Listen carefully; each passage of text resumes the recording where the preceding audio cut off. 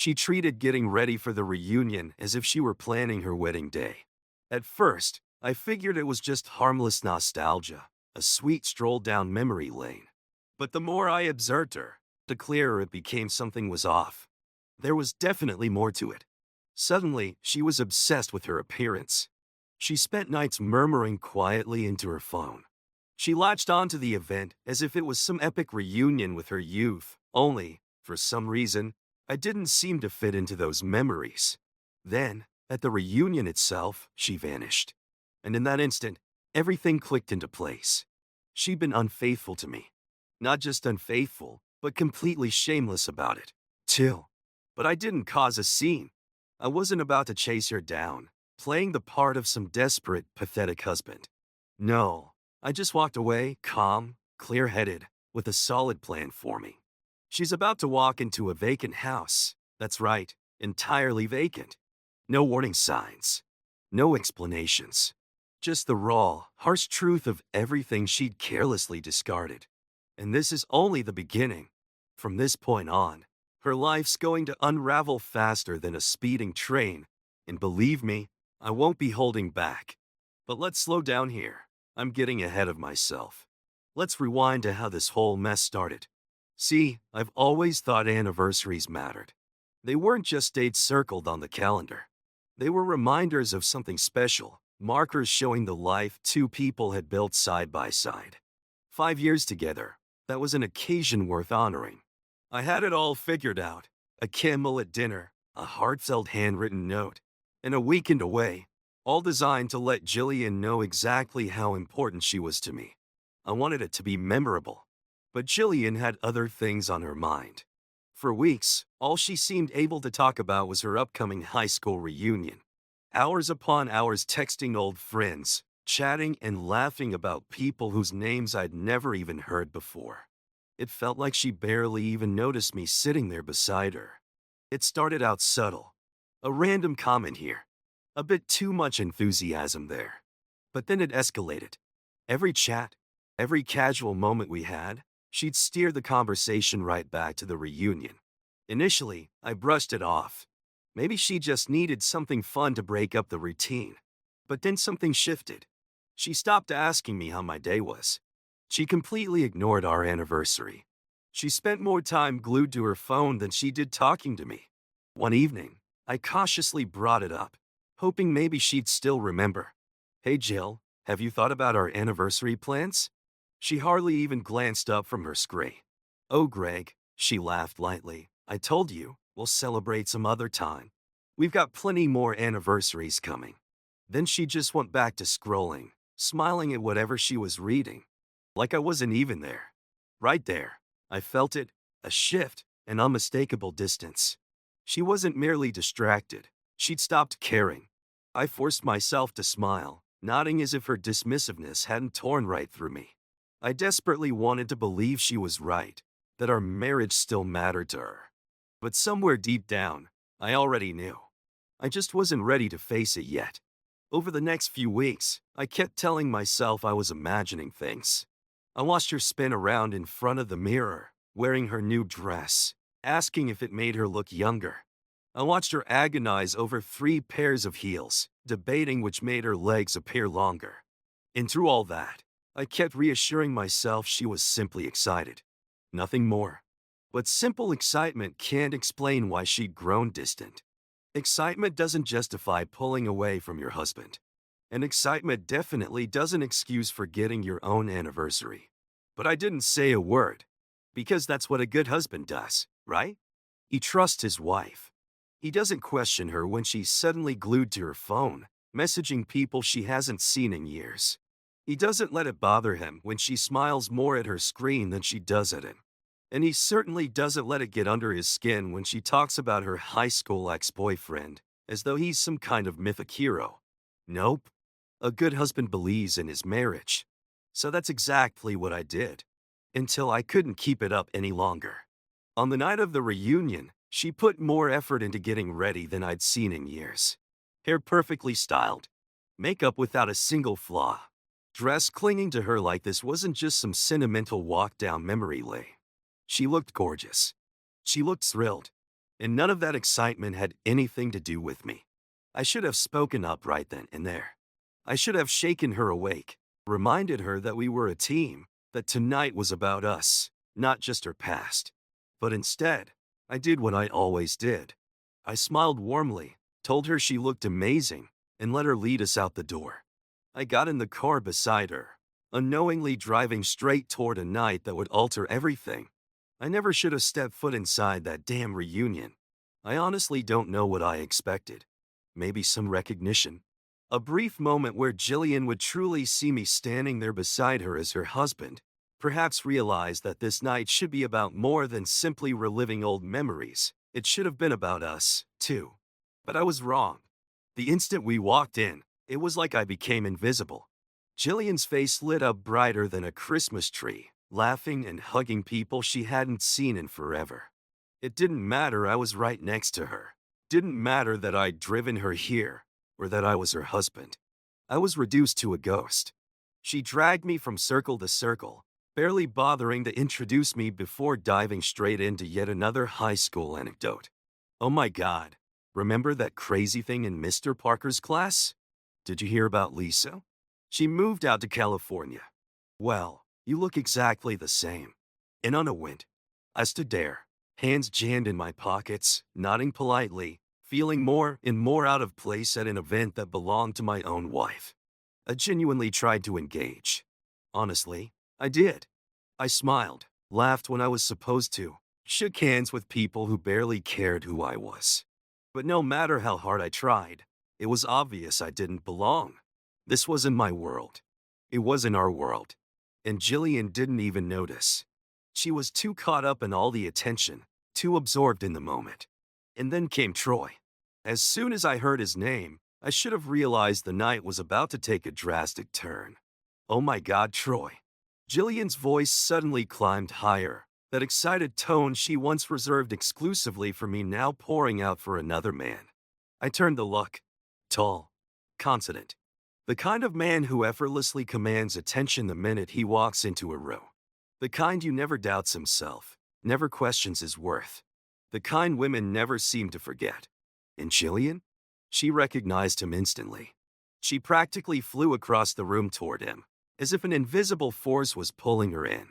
Her arms wrapped around him tightly, lingering just a bit too long, fingers gripping his shoulders as if she had to make certain he was really there. Troy smiled down at her with that cocky, knowing expression. Wow, Jillian. You look incredible. And just like that, I was invisible. I stood there, watching them interact, close enough to witness everything yet distant enough to be completely overlooked. It was like I wasn't even in the building. When Troy spoke, Jillian leaned closer, her fingers lightly grazing his arm as she laughed. She twisted her hair the same way she did back when we started dating. I tried to push away the uneasy feeling crawling up my spine, the good instinct that something wasn't right. This wasn't just old friends catching up. This wasn't normal. I glanced around, wondering if anybody else was noticing the obvious, but everyone seemed oblivious. Or maybe they did notice but were too polite to mention it.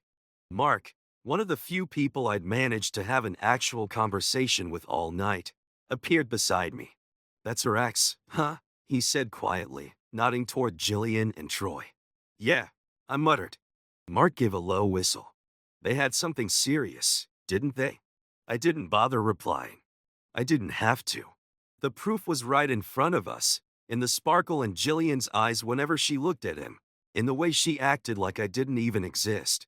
I clenched my jaw, forcing myself to remain calm. This was just old history, right? Just two people catching up after years apart. Nothing more. I drew in a slow, steady breath, trying to push down the ugly sensation rising in my chest. But deep down, I already knew the truth, and known before she'd even opened her mouth. Finally, Jillian briefly acknowledged my existence, turning slightly toward me. Greg, you remember Troy, don't you? I nodded stiffly. Yeah, we've met. Troy extended his hand toward me casually, as if we were old friends, as if he hadn't just had his hands all over my wife. I shook it firmly, without a hint of friendliness. Man, you're a lucky guy, Troy said. flashing me that same smug grin. Jillian's as beautiful as ever. I don't even remember what I muttered back. Something polite, meaningless. Something utterly fake. Jillian's face lit up at the compliment, brushing off his words like they didn't affect her, like she wasn't savoring every single syllable. And then, as swiftly as she'd acknowledged my presence, she turned her attention right back to him, as if I wasn't there at all. After that, time seemed to blur together. I tried shrugging it off, convincing myself I was just paranoid.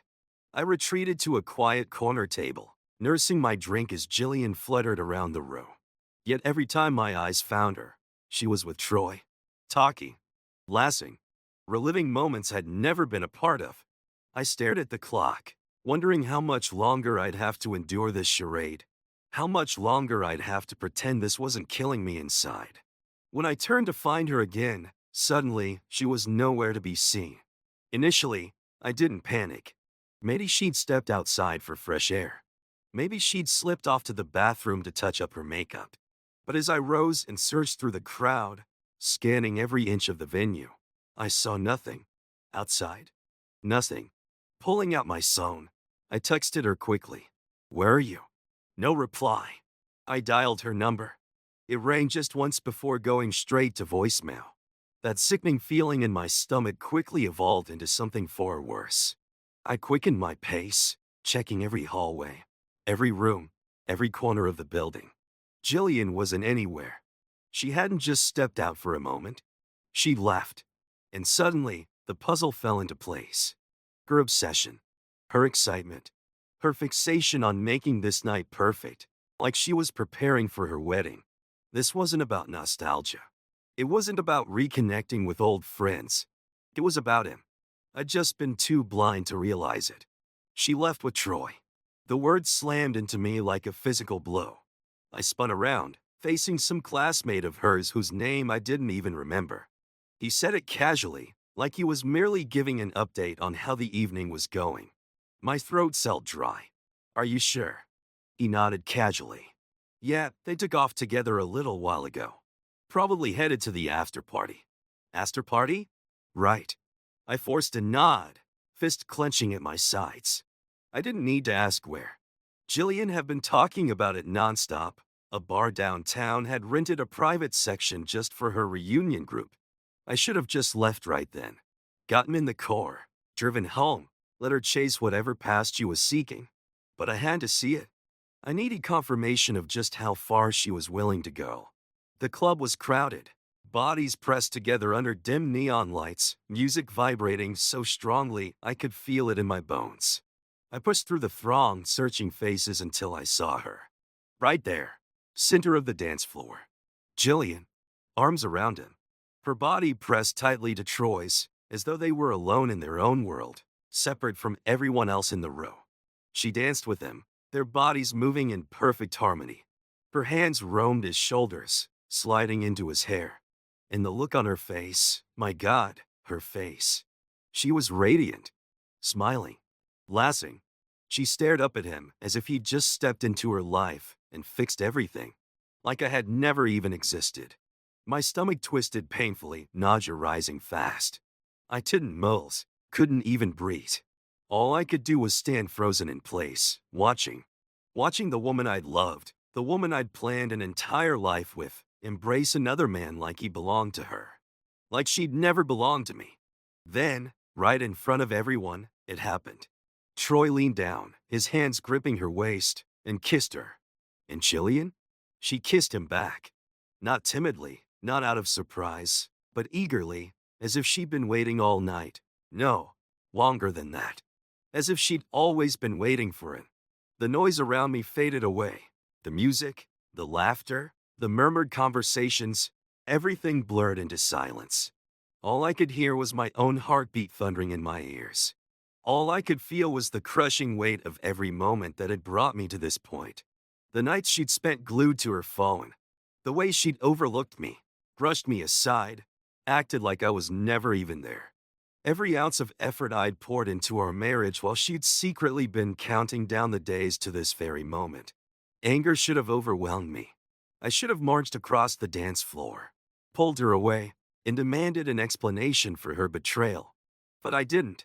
Instead, I simply stood rooted in place and watched. Watched as she laughed into his mouth. Watched as his grip tightened possessively around her waist. I watched her tilt her head back, deepening their kiss like they were starring in some romantic reunion movie, while I was just the idiot who'd walked into the wrong theater. My hands tightened in a fist so hard I felt my nails biting into my palms. But I didn't walk over there. I didn't utter a single word. I wouldn't give them the satisfaction of seeing me lose control. Instead, I simply turned around and walked out. The drive back home was silent. No music, no talk radio, nothing but the quiet hum of the engine and the rhythmic whisper of tires against pavement. Surprisingly, I wasn't angry, not in the way you'd expect. I didn't grip the wheel tightly, didn't curse under my breath, didn't plot out some dramatic confrontation. Instead, I just felt numb, like some part of me had switched off back at that club. Maybe it had been switching off for a long time now, and I just refused to acknowledge it. Maybe deep down, I'd known this moment was coming well before tonight, long before seeing Jillian wrapped in another man's embrace. But watching them kiss, the way she sank into him, looking at him in ways she'd never looked at me, finally erased whatever was left inside me. Strangely, it didn't hurt anymore. I didn't feel heartbroken. I didn't even feel betrayed. I just felt done. Jillian had made her decision. I was simply the last to see it. Ahead of me, the road stretched dark and empty. Their image still lingered clearly in my mind, the way they'd moved together, how everything around them had faded into nothingness. This wasn't some mistake she'd regret tomorrow morning. It wasn't a drunken slip-up. No, this was deliberate.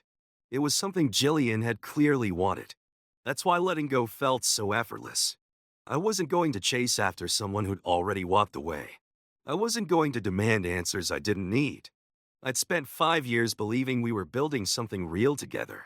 It took her just one night to prove me wrong. And so, that was that.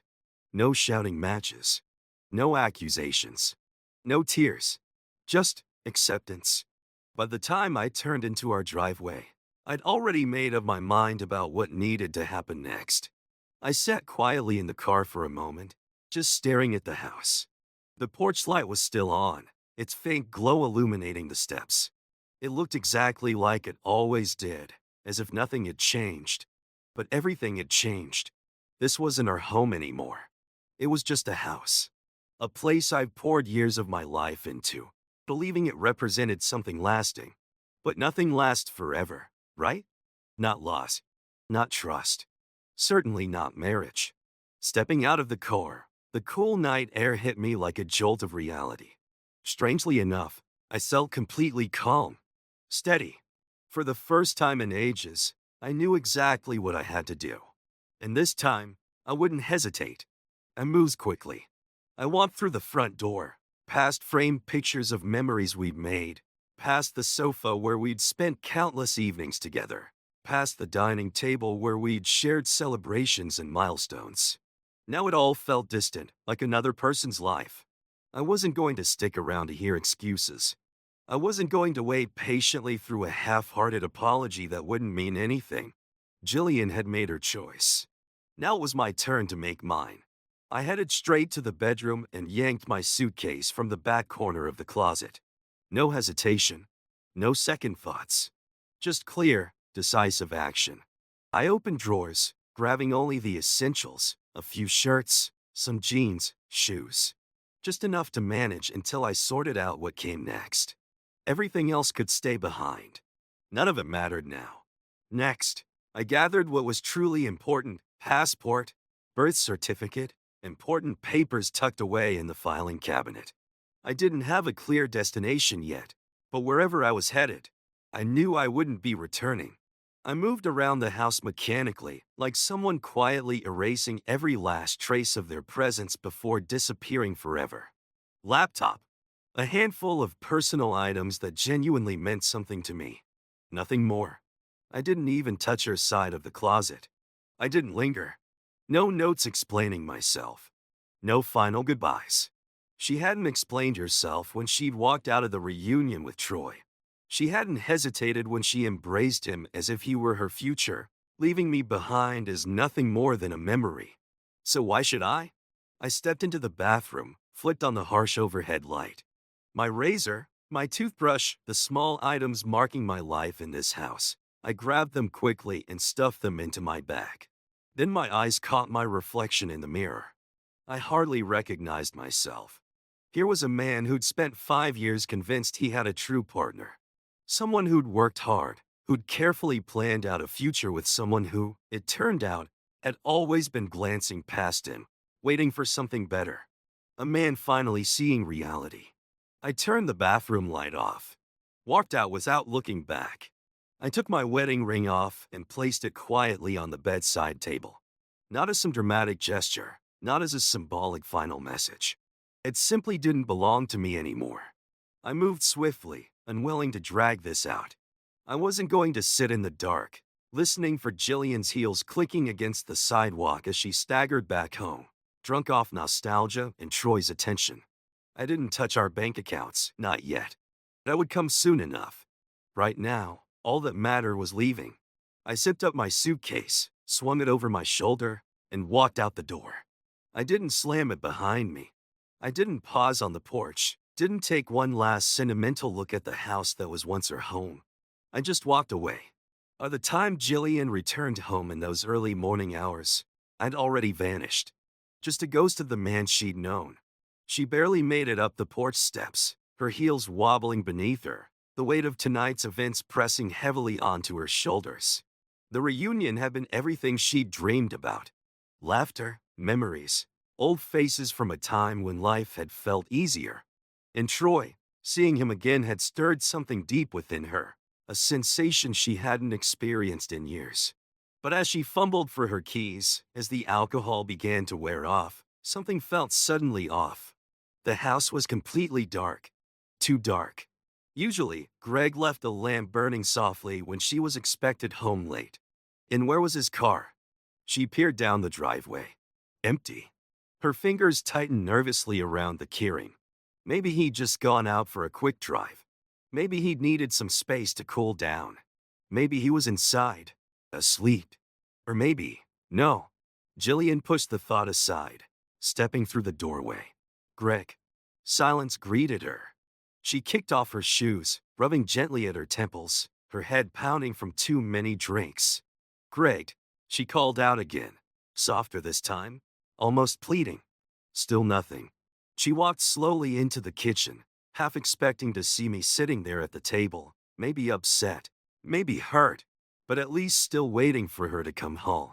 But the kitchen was empty, painfully empty. In fact, the entire house felt strangely hollow, as if the warmth had drained out with me. Jillian reached into her purse and quickly typed a text. Hey, where are you?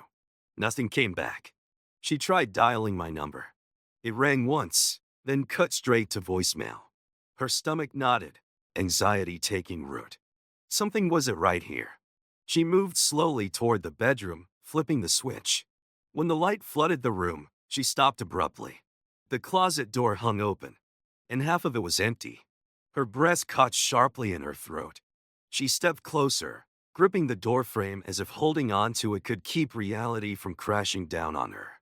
My shirts, my jeans, gone. Her hand shook slightly as she pulled open my dresser drawer. Empty. She spun around, rushing to the bathroom, pushing the door open forcefully. Toothbrush, gone. My razor, gone. The cologne I'd used every morning, the familiar scent she had grown so used to over the years, gone. Her pulse raced loudly in her ears. This wasn't just me blowing off steam. This wasn't me needing a little space to cool down. This was something else entirely. Her fingers trembled as she called again. Voicemail. She left a shaky message this time. Greg, please just call me back. I don't understand what's happening, and I'm starting to panic. Just call? Okay. She hung up and sank down onto the edge of the bed, clutching the sheets as though they were the only stable thing left in her world. She told herself I'd return by morning, that this wasn't as bad as it appeared. But somewhere deep inside, she already knew better. The following morning, she called again. And again, silence. Text after text, call after call, but still nothing. Maybe I just needed a little space. Maybe I was just making a point, trying to show her how it felt to be ignored. Maybe. But a darker realization crept in. Maybe I'd already left for good. Her hands were damp and shaking as she opened her laptop, quickly logging into our joint accounts. Her heart thumped painfully as the screen slowly loaded. And there it was, plain as day, my name. Removed. My portion of the savings, gone. Reality slammed into her like a punch to the gut. Her breathing quickened, panic clawing at her chest. She closed the laptop abruptly, swallowing hard. For the first time in years, she felt completely alone. My new apartment was modest. Just a small one-bedroom with plain white walls and furniture that had clearly been around a while. But it was mine. No shared closets, no framed wedding pictures staring at me. No constant reminders of a life that had already crumbled beneath my feet. Just a fresh start. I didn't waste any time making things official. The lawyer's office had the quiet, sterile feel of a place people went to finalize endings. I sat opposite Carter, an attorney who looked as though he'd witnessed every kind of messy breakup possible. People fighting bitterly over money, custody of pets, even meaningless belongings. But that wasn't going to be our story. Because I wasn't here to start a fight. I was here to end one. Carter flipped through the paperwork I'd provided, nodding slowly as he read. "You're keeping this straightforward," he remarked, looking up briefly. "No property disputes. No messy financial battles. It'll move quickly." "Exactly," I replied firmly. Dragging this out wasn't on my agenda. I wasn't interested in making Jillian suffer. I just wanted closure. The finances had already been sorted. I'd pulled my money out of our joint accounts, removed my name from everything significant. Jillian could keep the house. I didn't care. Let her have those rooms we painted together. Let her walk through the empty halls and remember what she'd casually tossed aside. I didn't want any part of that anymore. I didn't want any remnants of the life we built. She could have it all except for me. By week's end, the papers were finalized. A thin stack of pages neatly arranged on Carter's polished desk, waiting patiently for my signature. Carter tapped the documents with his pen. Once she signs, there's no going back. It's final. I picked up the pen without hesitation and signed my name clearly at the bottom of the page. No anger. No regret. Just finality. The marriage had died the moment she kissed another man. This was merely the official stamp. Leaving Carter's office, I felt lighter than I had in years. No more wondering. No more waiting. She eventually found me, but not immediately. Initially, Jillian filled my voicemail and texts, her tone shifting each day. At first, mildly irritated. "Greg, come home. We can talk about this." Then increasingly anxious. "Greg, please, where are you?" Then, finally, desperate and panicked. "Please, I'm sorry. Just answer me." I ignored every message, deleting them without hesitation. Then she started physically searching. First, my office, assuming I was hiding out or blowing off steam. But I'd already resigned. The receptionist informed her plainly Greg was gone, and there was no forwarding address. That was probably her first realization of how serious this was. Next, she reached out to my friends. Mark told me about it later. She cornered him after a workout at his gym, eyes wide, begging for answers. "Where's he, Mark? Please, I just need to talk to him." Mark simply shook his head and gave her the honest truth. I didn't want her to find me. Still, Jillian persisted. She drove to my parents' house, a place she hadn't visited often over the past few years. My mother opened the door. Her expression hardened, arms crossed defensively. "Where is he?" Jillian asked, voice cracking, tears forming. My mom simply shook her head. "You don't have the right to ask anymore," she said quietly, closing the door firmly. But Jillian wasn't finished yet. Eventually, weeks later, she hired a private investigator, paid someone to hunt me down. And one evening, after I'd finally adjusted to a life without her, she showed up at my apartment door. When I opened it, The woman standing there was nothing like the confident, carefree Jillian who'd walked out of that reunion wrapped around Troy. She looked worn, tired. Her hair was messy, her eyes red from crying, makeup smudged beneath her eyes. She'd clearly been crying over me. But it was far too late for tears. "Greg," she whispered shakily, unable to meet my gaze directly. I didn't react, didn't cross my arms defensively. I just waited. "I messed up," she stammered, her voice trembling. "I was drunk, Greg. It meant nothing, I swear." I released a slow breath. No yelling, no accusations, just silence. I turned away from her for a second, reached behind me to the counter, and picked up the papers waiting there. I held them out silently, letting them speak for me. The second Jillian saw them, her expression fell apart. She knew exactly what they meant. Her hand shook as she accepted the packet, as frantically skimming the pages as if reading them quickly enough might somehow into the truth they represented.